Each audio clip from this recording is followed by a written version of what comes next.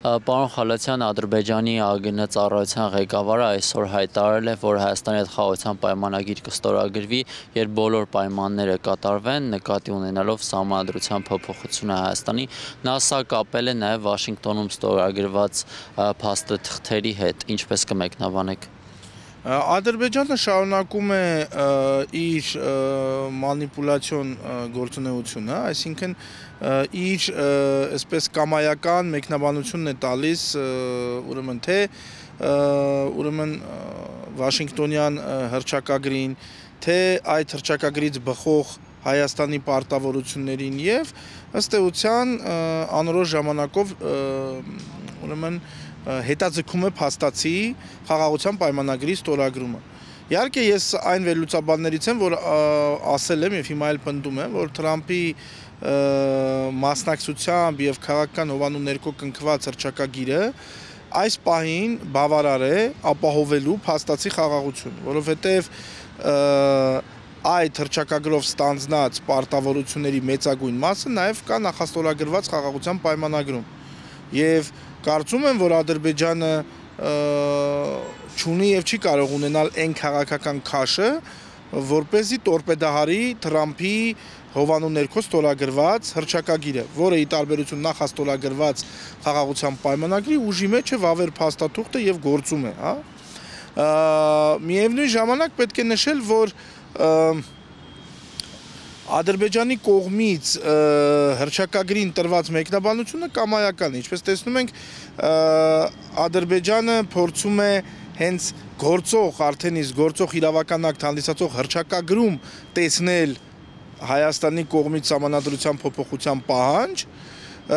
թերևս դա կապելով տարածքային ամբողջականության փոխադարձ ճանաչման է, թեև դա դրա մասին չի ասվում, բայց կարծես միակ հնարավոր, թեպետ մանիպուլատիվ, բայց հնարավոր կռվանը պետք է լինի դա, որ ըստ Ադրբեջանի, քանի որ սահմանադրության մեջ իբրև թե պարունակվում է ուրեմն տարածքային պահանջ ընդդեմ Ադրբեջանի, նշանակում է Հայաստանը չի կատարում Ադրբեջանի տարածքային ամբողջականությունը ճանաչելու իր հանձնառությունը, հռչակագրով նաև ամրագրված։ Բայց միևնույն ժամանակ այստեղ Ադրբեջանը կրկին կարծես մոռանում է, որ Հայաստանի Հանրապետության սահմանադրական դատարանը իր համապատասխան որոշման մեջ հստակորեն սահմանել է, որ անկախության հռչակագրի միայն այն դրույթներն են պահպանում իրենց իրավաբանական ուժը, որոնք ամփոփվել են սահմանադրության հիմնական տեքստում, այսինքն դարձել են սահմանադրական նորմ։ Բոլոր մնացած դրույթները ունեն քաղաքական, գաղափարախոսական, պատմական նշանակություն, բայց ոչ երբեք պարտադիր իրավական նշանակություն։ Իսկ սահմանադրական դատարանի որոշումները ավելի բարձր իրավաբանական ուժ ունեն, քան անգամ օրենքները։ Հետևաբար Հայաստանի Հանրապետության իրավական համակարգում արդեն իսկ կա սահմանադրական դատարանի նշածած որոշումը, որը սպառիչ պատասխանում է Ադրբեջանի հարցադրմանը կամ պետք է փարատի Ադրբեջանի մտահոգությունները։ Եվ իհարկե այստեղ քանի որ Ադրբեջանը լրիվ այլ իրավական մշակույթ ունի եւ այնտեղ չեն հավատում գուցե դատական իշխանության կողմից կայացրած ակտերին եւ իրենց համար կարեւոր է թե ինչ է ասում գործադիրը կամ ինչ է գրված սահմանադրության մեջ, որը իրենց իրավական համակարգում ոչ թե ժողովուրդն է ընդունում, այլ փաստացի գործադիրի դակած սահմանադրությունը պարզապես չակերտավոր անցկացվում է հանրաքվեն, բայց դա իրենց իրավական մշակույթի եւ իրենց խնդիրն է։ Հայաստանի Հանրապետությունը ժողովրդավարական պետություն է եւ գործում է իշխանությունների տարանջատման սկզբունքի հիման վրա եւ յուրաքանչյուր իշխանության ճյուղ ունի իրեն վերապահված բացառիկ իրավասությունները, լիազորությունները, որոնց շրջանակներում ընդունում է համապարտադիր իրավական ակտեր։ Տվյալ պարագայում սահմանադրության նշածած որոշումը ըստ էության սահմանադրական դատարանի իր սահմանադրական լիազորությունների շրջանակում ընդունված իրավական ակտ է, որը հստակորեն սահմանում է, թե անկախության հռչակագրի դրույթների որ մասն է կենսունակ այսօր եւ կարող է իրավական նշանակություն ունենալ եւ որ մասը ոչ։ Բացի այդ, այստեղ շատ կարևոր էլի մի հանգաման կա, որը կրկին կարծես թե երկու պետությունների իրավամտածողության կամ երկու պետությունների քաղաքական էլիտաների իրավամտածողության շեշտակի տարբերության մասին է խոսում։ Երբ Ադրբեջանը ասում է, որ Հայաստանը պետք է փոխի իր սահմանադրությունը, կրկին այդտեղ մենք տեսնում ենք, թե որքան հեռու է Ադրբեջանը ժողովրդավարությունից, անգամ դրա անկալումից։ Այսինքն Հայաստանը չի կարող կամ Հայաստանի իշխանությունը չի կարող կամայականորեն փոխել սահմանադրությունը։ Մեր սահմանադրությունը հստակ սահմանում է, թե ինչպիսի ձայների քանակություն է պետք օրինակ ազգային ժողովում, որակյալ մեծամասնություն է պետք պատգամավորների ընդհանուր տվի, որպեսզի ընդհանրապես սահմանության նախագիծը ուրեմն այսպես անցնի խորհրդարանի այսպես պատնեշով եւ նոր դրվի հանրաքվեի։ Իսկ հանրաքվեում էլ հստակ կա սահմանաչափ ոչ պակաս քան ուրեմն ընտրողների ընդհանուր թվի 1/4-ը պետք է մասնակցի հանրաքվեին եւ այդտեղ էլ ձայների ընդհանուր թվի մեծամասնությամբ պետք է կողմ քվեարկվի սահմանադրությունը։ Հիմա գալիք ընտրություններին որևէ մեկը չգիտի թե որքան ձայն որ քաղաքական ուժը կարող է հավաքել։ Դիցուք գործող քաղաքական ուժը կարող է ունենալ բացարձակ մեծամասնություն, այսինքն 50+1 ձայն ունենալ կամ մի բան էլ ավելի, բայց չունենա որակյալ մեծամասնություն այն չափով, որ սահմանադրությունը նախատեսում է եւ փաստորեն կլինի սահմանադրական հստակ արգելք, ուրեմն նոր սահմանադրությունը սահմանության նախագիծը խորհրդարանում անցկացնելու համար։ Հիմա ինչ, եթե Հայաստանում ժողովրդավարական ճանապարհով անցկացվում են ընտրություններ եւ սահմանադրական մեծամասնություն չի հավաքում որևէ քաղաքական ուժ, Ադրբեջանը պետք է հարձակվի Հայաստանի վրա, այսինքն այստեղ լրջագույն ես կարծում եմ նաեւ այս հեղեղուկ փխրուն տարածաշրջանային խաղաղությունը խաթարելու միտում ունեցող կամ տողատակ ունեցող հայտարարություն է, որին նախ եւ առաջ ես կարծում եմ պետք է արձագանքել Ամերիկայի Միացյալ Նահանգները, նախագահ Թրամփը, որովհետեւ սա անուղղակիորեն ուրեմն Տրամփի քաղաքական կամ աշխարհակաղակական նվաճումը կասկածի տակ դնող կամ արժեզրկելու պոտենցիալ ունեցող հայտարարություն է։ Այս օրերին ռուսական ցորենը Ադրբեջանի Վրաստանի տարածքով եկավ Հայաստան, սպասվում է ղազախական ցորենը, որ պետք է գա։ Ինչով է սա պայմանավորված, Ալիևը արդյոք չի շտապում, որովհետև օրինակ նույն թրիփը չի գործում կամ վարչապետի առաջարկած ճանապարհը Ադրբեջանով Մարգարայով որ պետք է գնա, դրանից չի օգտվում Ադրբեջանը, բայց հանկարծ թույլ է տալիս, որ գնացքները գան։ Դե այդտեղ նախ Ռուսաստանի դերն են փորձում ինչ որ կերպ արժևորել, այսինքն Ռուսաստանը, այսպես ասենք, փորձում է հնդածած մտնել process-ի մեջ, դա մեկ, այսինքն սա ավելի շատ Ադրբեջանի կողմից Ռուսաստանի արժևորման քայլ է, երկրորդը Ադրբեջանը նաև փորձում է դիրքավորվել փոքր-ինչ Թրամփի հրճակագրի, Վաշինգտոնյան ավելի ճիշտ հրճակագրի տրամաբանության մեջ, այսինքն փորձում է այստեղ խաղաղասիրություն էլ խաղալ, ապա շրջափակման իբրև թե իր հանձնառությունը կատարել, բայց պետք է մենք շատ զգոն լինենք եւ հասկանանք, որ Թրամփը,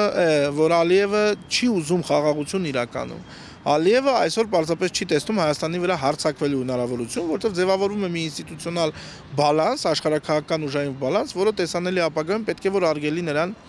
Հայաստանի հանդեպ որևէ նկրտում տարածքային ունենալ կամ դրսևորել, հարձակվել Հայաստանի վրա, բայց պետք է նաև հասկանալ, որ Ադրբեջանի ցանկացած նման փոքր քայլ չի նշանակում Հայաստանի հետ իրավամբ խաղաղության ձգտելու կամքի դրսևորում, այսինքն այն որոշակի էյֆորիան որ կա, պետք է չլինի։ Անշուշտ Հայաստանի իշխանությունների վարած քաղաքականությունը ճիշտ է, դա Ադրբեջանին խաղաղության դիվանագիտական ճանապարհով խաղաղության բերելու, հակելու, պարտադրելու ծիրի մեջ պետք է նայել, բայց նաև չպետք է ուրեմն ընկնել թյուր այսպիսի տպավորությունների գիրկը, որ Ադրբեջանը իրականում հակված է խաղաղության։ Այսինքն այստեղ Հայաստանի եւ Ադրբեջանի միջև տեղի է ունենում դիրքային պայքար։ Եվ յուրաքանչյուրը իրեն հասանելի գործիքակազմով, դաշնակիցների շրջանակով փորձում է մյուսի հանդեպ ձևավորել որոշակի առավելություն։ Դա է եւ իրականում Ադրբեջանը ինչպես 2 տարի առաջ ապրել հիմա հակված չէ խաղաղության, բայց ի տարբերություն 2-3 տարվա ժամանակահատվածի այսօր մենք կարծես թե ունենք դիրքային որոշակի առավելություն կամ ավելի նախապատվելի դիրք, քան 2-3 տարի առաջ։ Կարո Փայլյանը հայտարարել է, որ հունվարից հնարավոր է Հայաստան-Թուրքիա սահմանը բացվի երրորդ երկրների քաղաքացիների համար։ Նա հետո նշել է, որ ամիսներ անց էլ առհասարակ հնարավոր է բացվի։ Դուք հնարավոր համարում եք։ Ամեն ինչ կախված է նրանից, թե ինչպիսի ճնշումներ կգործադրվի Թուրքիայի վրա եւ ընդհանրապես Թուրքիան ինչպես կվաճառի Հայաստանի հետ սահմանի բացումը եւ նաեւ ինչպես կհաղթահարի ադրբեջանական լոբիի ազդեցությունը, որովհետև Ադրբեջանը բնականաբար հակված չէ, որպեսզի Թուրքիան դեռևս քայլ անի, որովհետև եթե Թուրքիան բացեց սահմանը, Ադրբեջանի պահանջները դառնում են իմաստազուրկ, եւ Թրամփի ուղու եւ հռչակագրի Վաշինգտոնյան հռչակագրի արկայությամբ անգամ պարտադիրել չէ, որպեսզի մեծ հաշվով Ադրբեջանը խաղաղության պայմանագիր կնքի Հայաստանի հետ, որովհետև հռչակագիրը Ադրբեջանի վրա առանց այն էլ դնում է որոշակի հստակ պարտավորություններ ուժի չկիրառման, եւ հետեւաբար, եթե Թուրքիան էլ բացում է սահմանը,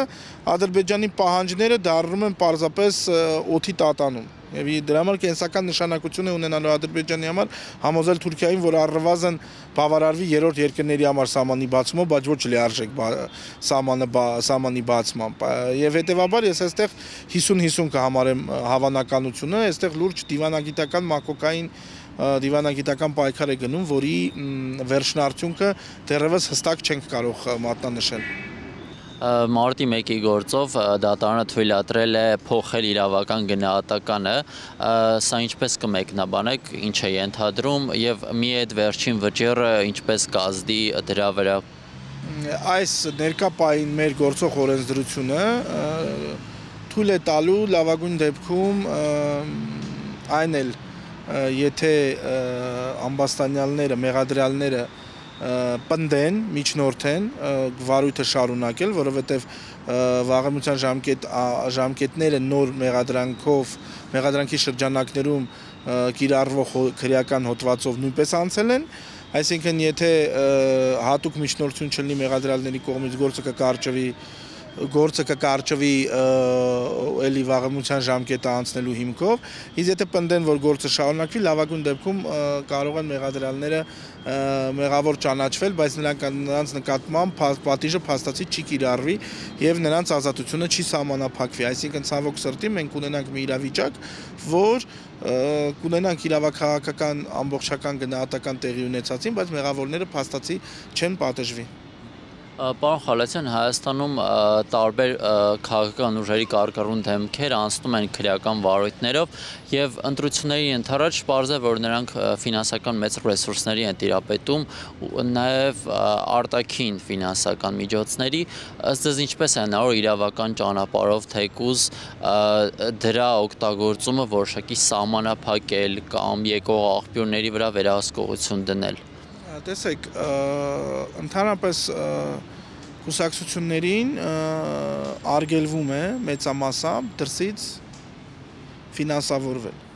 Եվ հետևաբար արդեն իսկ կուսակցությունների մասին սահմանադրական օրենքը որոշակի նախադրյալներ հատուկ գործողությունների համար թույլատրում է։ Նաև կուսակցությունները նոր փոփոխությունների արդյունքում կոռուպցիայի կանխարգելման հանձնաժողով ներկայացնում են հաշվետվություններ, կուսակցությունների ղեկավար կազմը, այսինքն համապատասխան նախադրյալները արդեն իսկ կա։ Որոշակի օրենսդրական փոփոխություններ, օրինակ ինչպիսին Մոլդովայում է օրինակ գործում, ինչպիսիք օրինակ գործում են նաև Ամերիկայի Միացյալ Նահանգներում, կարող են պարզապես արգելել, անգամ քրեականացնել օտարերկրյա ֆինանսավորումը կուսակցությունների, որովհետև այսօր իսկ դա արգելք է։ Եվ այստեղ ավելի շատ ես կարծում եմ իրավակիրառ մարմինների դաշտում է գնդակը, որովհետև նույնիսկ ներկայիս օրենսդրությամբ հնարավոր է շատ ավելի լուրջ վերահսկողություն իրականացնել դրսից եկող գումարների նկատմամբ։ Հիշեցնեմ, որ Հայաստանի Հանրապետությունում գործում է ֆինանսական դիտարկումների կենտրոնը, կենտրոնական բանկի կազմում գործող ստորաբաժանում, որը ֆինանսական հետախուզության մարմնի գործառույթ է իրականացնում եւ հատկապես քաղաքական ազդեցություն ունեցող